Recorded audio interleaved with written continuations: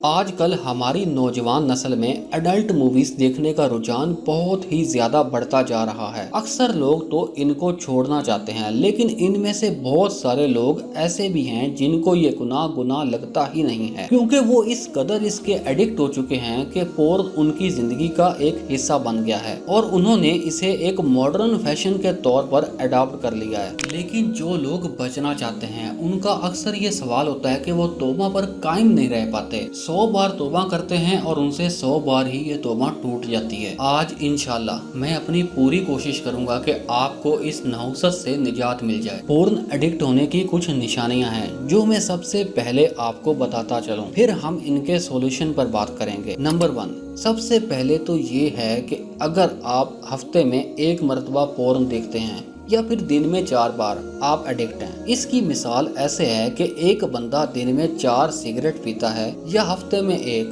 اگر وہ بندہ کانسٹنٹلی پی رہا ہے تو وہ ایڈکٹڈ ہے۔ نمبر 2، جب آپ تنہائی میں جاؤ اور آپ کو پورن ویڈیوز دیکھنے کا خیال آئے۔ نمبر 3، جب آپ اپنی بیوی کے ساتھ ہو اور آپ کو کسی اور عورت کا خیال آنا شروع ہو جائے۔ نمبر 4، جب آپ اپنے بستر پر جائیں اور امیجن کر کے لذت حاصل کرنے کی کوشش کریں۔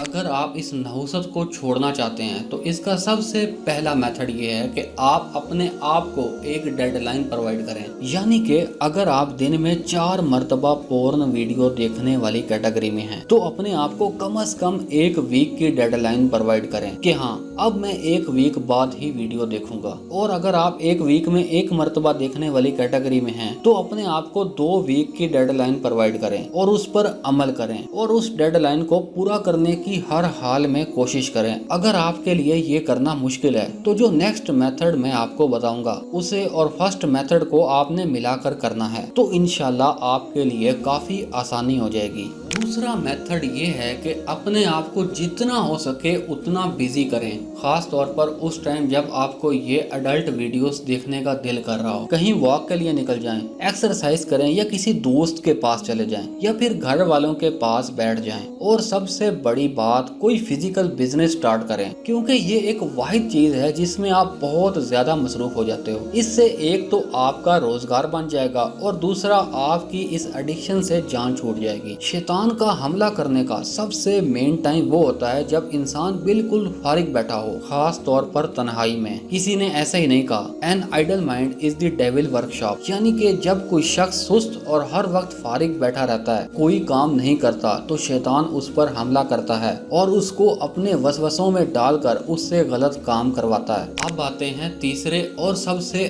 آخری میتھڈ کی طرف۔ اس میں یہ ہے کہ آپ اپنے ماحول کو چینج کریں، یعنی کہ آپ کے گھر میں ایک روم ہے جس میں موسٹلی آپ بیٹھ کر یہ غلط کام کرتے ہیں، لائک وہ آپ کے گھر کی کوئی بیٹھک ہو سکتی ہے یا آپ کا اپنا کوئی پرائیویٹ روم جو گھر والوں نے صرف آپ کے لیے ڈیڈیکیٹ کیا ہوا ہو۔ کوشش کریں اس روم کو چینج کریں، کیونکہ یہ ایڈکشن ایک لوپ کی طرح ہوتی ہے۔ آپ نے اکثر ایک چیز نوٹ کی ہوگی، روزانہ جس ٹائم پر آپ یہ گناہ کرتے ہیں اگلے دن سیم اسی ٹائم پر آپ کے دل میں یہ خیال آتا ہے کہ گناہ کیا جائے۔ اس لیے اپنے ماحول کو لازمی چینج کریں اور کوشش کریں کہ پیٹ بھر کر کھانا نہ کھائیں، کچھ بھوک اپنے پیٹ میں باقی رکھیں، کیونکہ انسان عموماً گناہ اس ٹائم کرتا ہے جب اس کا پیٹ بھرا ہوتا ہے۔ یہ تھے وہ 3 میتھڈ جس پر عمل کر کے آپ بہت ہی آسانی سے اس نحوست سے نجات پا سکتے ہیں۔ اللہ تعالیٰ آپ کو، مجھے اور تمام مسلمانوں کو شیطان کے شر سے محفوظ فرمائے۔ اس ویڈیو کو صدقہ جاریہ سمجھ کر اپنے پیاروں کے ساتھ لازمی شیئر کریں تاکہ ان تک بھی دین کی بات پہنچ سکے۔ اب تک کے لیے اتنا ہی۔ اپنا اور اپنے پیاروں کا خیال رکھیں۔ اللہ حافظ۔